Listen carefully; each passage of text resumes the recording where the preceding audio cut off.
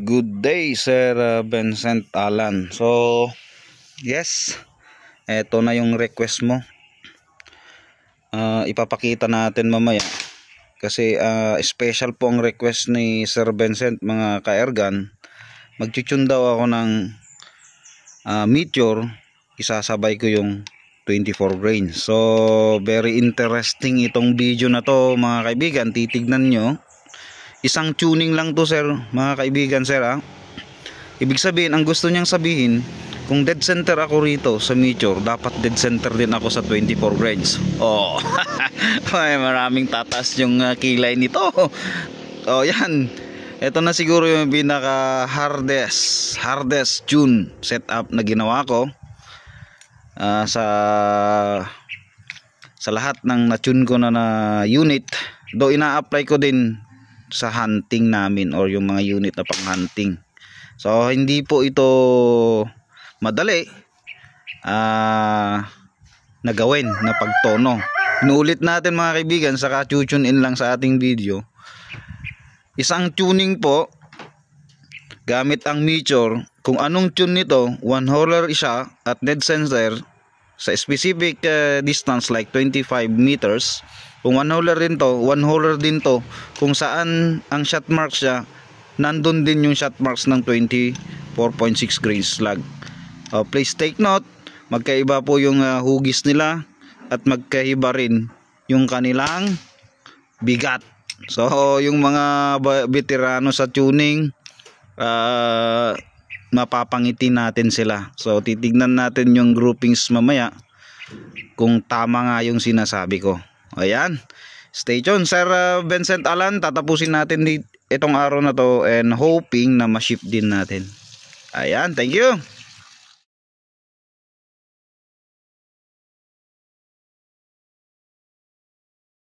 Okay, set na tayo sa 25 meters.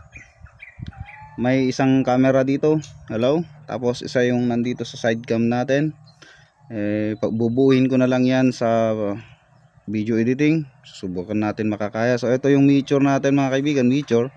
Ito yung 24.6 grains na slug. So pagsasabayin ko para makita ninyo dun sa point of impact natin kung tama. Baka kasi may magdududa na naman. Imposible naman kung side cam kasi yung tinitignan lang natin.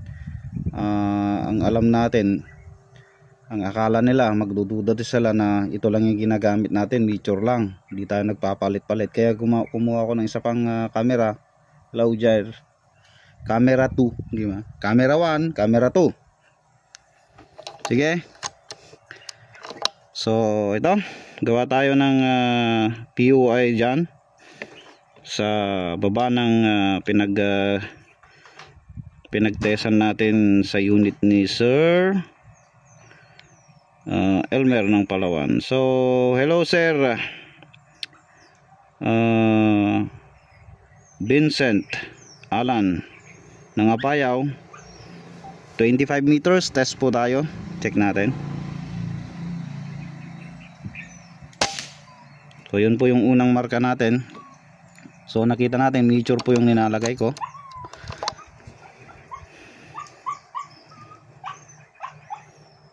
Check natin kung kaya natin pasundan yun sa taas nya.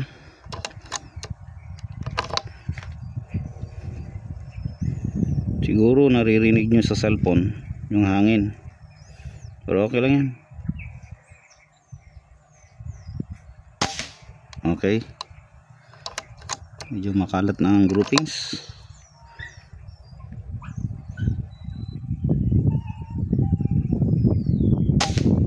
Okay, pumasok dun sa unang pinakabutas natin.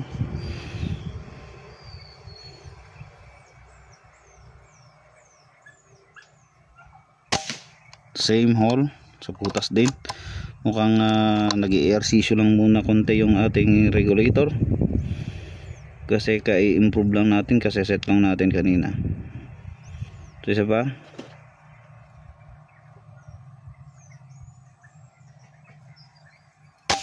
Okay, so yung groupings na yan mga ka-ergan, I think nasa 0.6 na yan inches.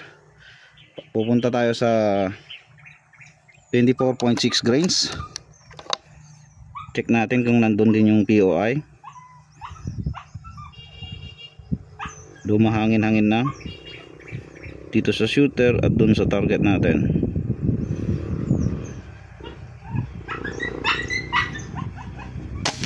Okay, pumasok din. So papakita na ulit natin, kukuha tayo rito, pakita natin sa camera 2. Okay, yan, papasok natin dito. So nakita nyo mga kaibigan, pumasok din siya doon sa groupings natin.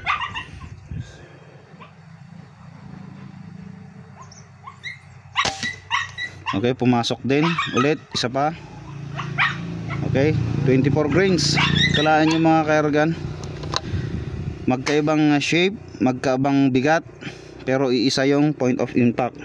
Ito na siguro yung pinakamahirap na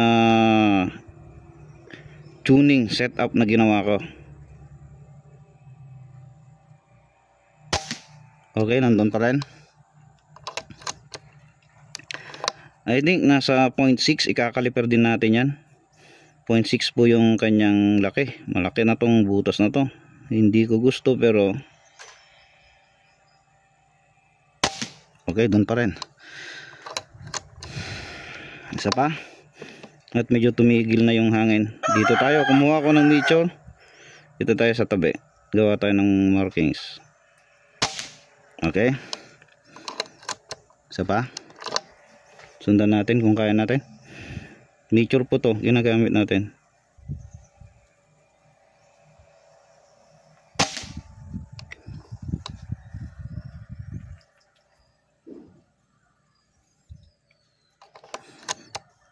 Mukhang nilipad ng hangin. Check natin ulit. Okay, dun na. Resize lang po yung measure natin. Tumitigil na rin kasi yung hangin. Okay. So, very decent naman yung groupings. Hindi ko hinahabol yung talagang one holer kasi nga ang request ni Sir Vincent Alan is kung ano ang point of impact po nito, measure mga kaibigan, at point of impact din ng 24.6 grains. Ang akala natin madali lang to mga sir, pero kung na-experience shooter kayo, experience mechanics kayo ng airgun, mahirap po yung iisa yung point of impact ng dalawang yan, na ang layo ng bigat nila at ang layo ng hugis ng shape. Mahirap po mga kaibigan. So ulitin natin doon.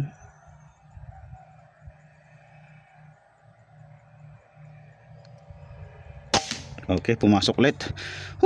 Pasmado pa ang shooter. Susubukan nating magpasok ng sa butas na yon ng 24.6 na slug ulit.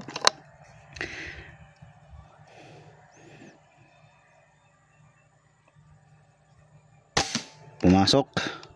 Siguro ito na ang kakaliper natin kasi tahimik na po yung hangin. Okay, kumuha na naman ako kaibigan, mga airgun ng isang 24. Papasok na naman natin sa butas.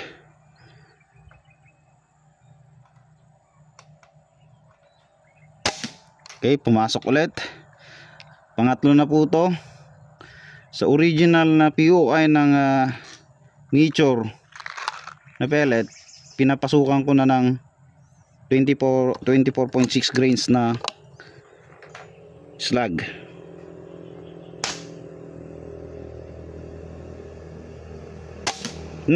Ayan, pliers.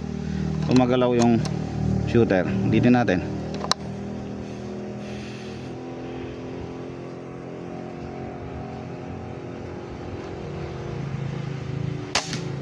Okay, wala na yatang hangin.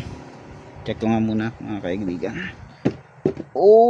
So 1.8 na. Wala na tayo sa reg output, which is regulated po ito mga kaibigan sa 1.6 PSI. Nasa 1.8 na po yung tank fill natin, which is supposed to be hindi pwede hanggang possible 1.9 or 2,000 mag fill na to 3,000 FPS. So ayan, Sir Vincent Alan. So nakita po ninyo yung performance nandun mismo yung kanyang patama, kung saan tumatama o saan yung POI ng mature pellet natin na 18 grains. Yun din ang POI ng ating 24.6 slug na FPS, diba? Siguro ito na yung pinaka mahirap na tuning na ginawa ko.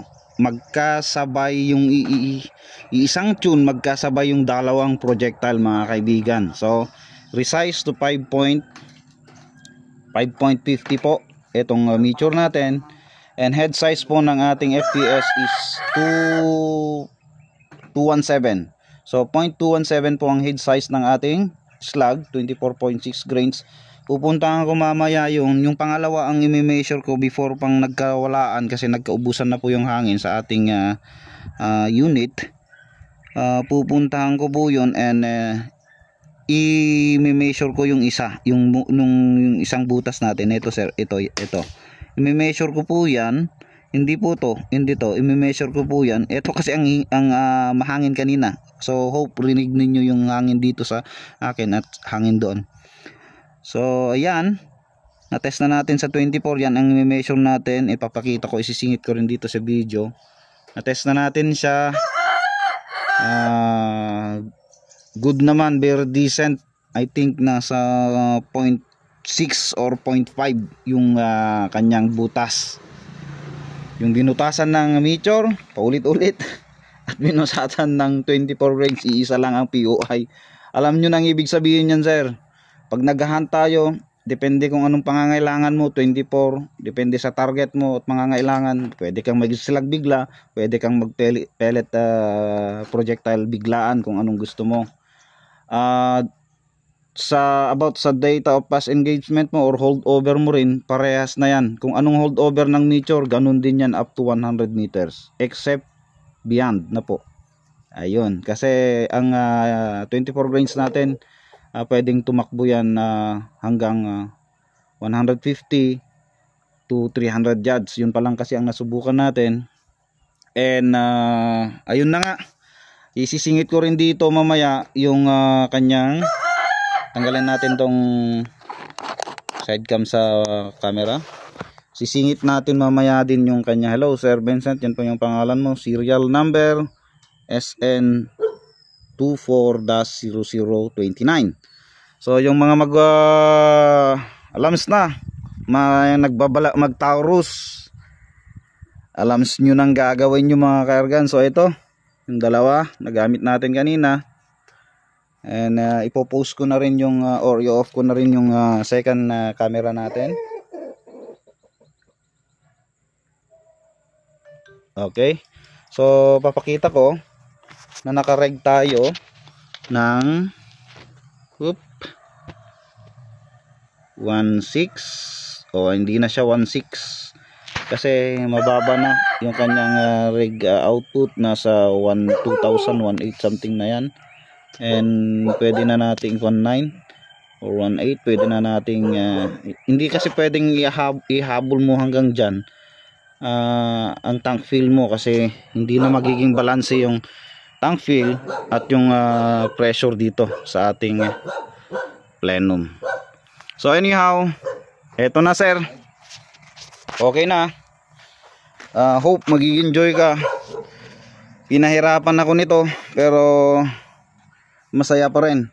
Anyhow sir, etong gamit natin, ito yung LHD ninyo, ito yung scoop ninyo. Parehas po sila ng reticle, parehas po ng galawan scoop, turrets, kaya hindi ka mahirapan mag-adapt sa ginamit kong scoop. At ibibigay ko rin mamaya ang iyong data of past engagement mo gamit itong scoop natin. So ayan, thank you.